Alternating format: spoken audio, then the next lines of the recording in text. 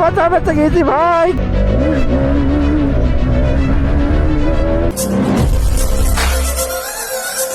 তো গাইস রাস্তাতে যেই যাচ্ছে গাড়ির দিকে তাকাচ্ছে ভাই, কোন সব বাইক হে ইয়ে, ঠিক আছে, মানে সবাই একটু অবাক হয়ে যাচ্ছে গাড়ি দেখে, কারণ আনকমন গাড়ি। তো গাইস আওয়াজটা শোনো তোমরা একবার, ঠিক আছে।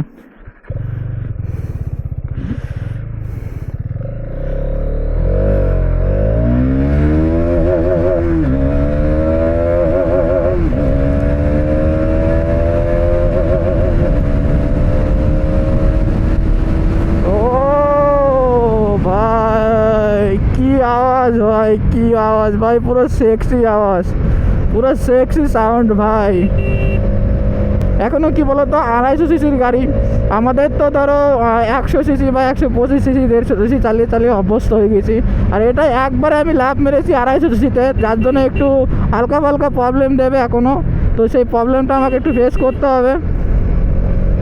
আর তাছাড়া ভাই আমাকে কিন্তু গাড়ি আদার্স কোনো প্রবলেম বা কোনো কিছু ফেস করতে হয়নি এখনও।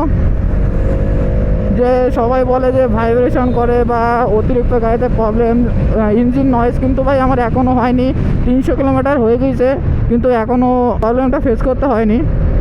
এই দেখো এটা হচ্ছে আমাদের পিডব্লিউ হসপিটাল। তো হসপিটাল সাইডে চলে গেলাম, সামনে গিয়ে একটু দাঁড়াবো, কারণ সামনে গিয়ে আমার করতে হবে, হেডফোন ঠিক করতে হবে গাইস। এখানে একটা হালকা মন্দির আছে,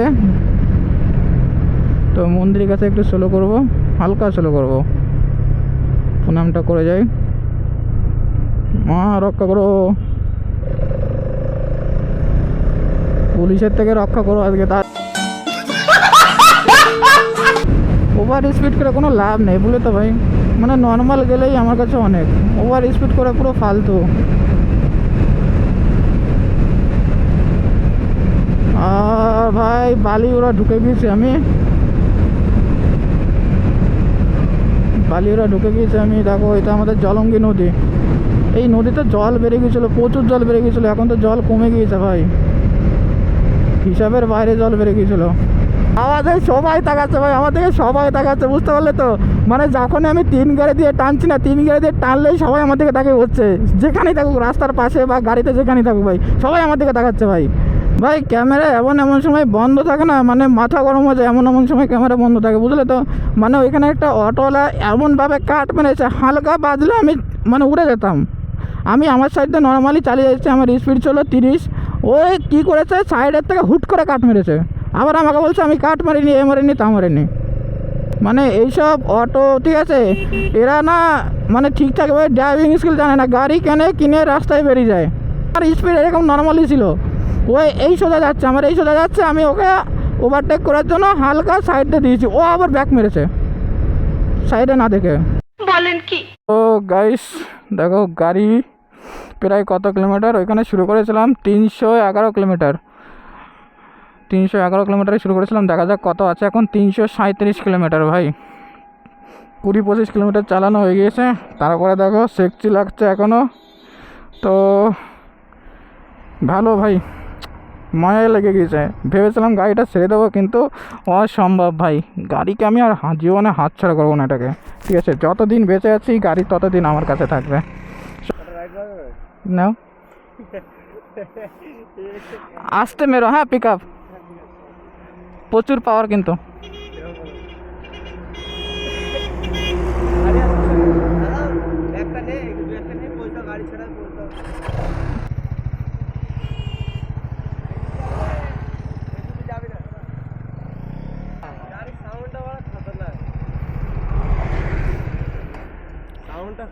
তো গাইস আমি এখন প্রায় চাপড়া ঢুকে গেছি, মানে চাপড়া অলরেডি ঢুকে গেছি। এটা দেখো বর্ডারের রাস্তা গাইস, মানে কেন্দ্র সরকারের রাস্তা, পুরো খতরনাকভাবে তৈরি হয়েছে ভাই। এটা খুব অল্প দিনের মধ্যে তৈরি হয়ে গেছে। এর নাম ভাই কেন্দ্র সরকারের কাজ আর রাজ্য সরকারের কাজের পার্থক্য ভাই, বুঝতে পারলে। খতরনাকভাবে ভাই 2-3 মানুষ গর্ত করে রাস্তা তৈরি করা হয়েছে, ভাবতে পারছো তো তাহলে কেমন খতরনাক রাস্তা। তো সামনেই আমাদের চাপড়া, আর বেশি দূর নেই কৃষ্ণনগর, আর হালকা হালকা দূরত্ব আছে। এইখানে পুলিশে ধরতে পারে, ওই তো আছে মেবি। ভাই সাইড থেকে কেটে বড়, সাইড থেকে কেটে পড়েছি ভাই।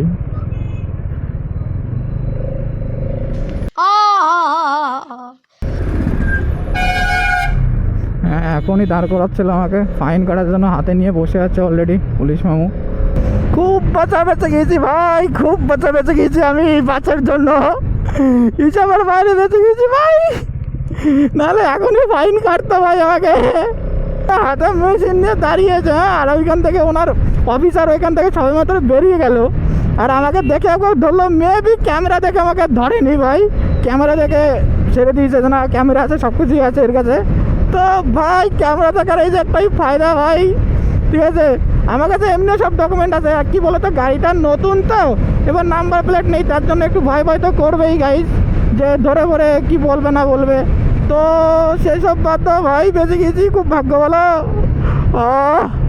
আমি ভাই আজকে বাস স্ট্যান্ডের দিকে যাচ্ছি না, আমি মনে মনে ভাবছিলাম আজকে ধরছে না কেন, তা কে জানে, মামারা এখানে বসে থাকবে ভাই। তো গাইস আমার এখানে দাঁড়ানোর একটাই কারণ ছিল, দাঁড়াও ক্যামেরাটা পরিষ্কার করে, কারণ গাইস আমার সোনাকে একটু তেল খাওয়ালাম, এই যে এই পাম্প থেকে তেলটা ভরলাম, দেখো আমাদের কৃষ্ণনগর। আর ক্যামেরায় ছিল না চার্জ, ক্যামেরায় একটু চার্জ দিলাম, তারপরে এখন আবার বেরিয়ে যাবো এখান থেকে। চলো আর দাঁড়াবো না এখানে। কৃষ্ণনগর 7 কিলোমিটার।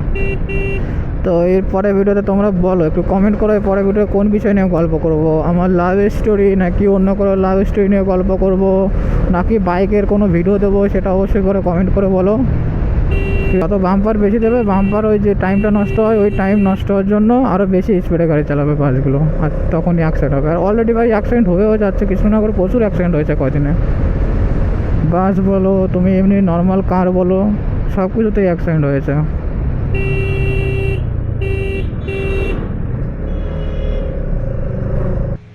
তো গাইস আমি এখন চলে এসেছি একদম বাড়ির কাছাকাছি। তো হাই এখন ভিডিওটি সবার ভালো লেগেছে, তো ভিডিওটি যদি ভালো লাগে অবশ্যই করে একটা করে কমেন্ট করে দিও, আর লাইক করতে একদম ভুলো না। তোমাদের হচ্ছে এই চ্যানেলে নতুন হয়ে থাকে তাহলে অবশ্যই সাবস্ক্রাইব করে রাখো। তো দেখা হবে নতুন কোনো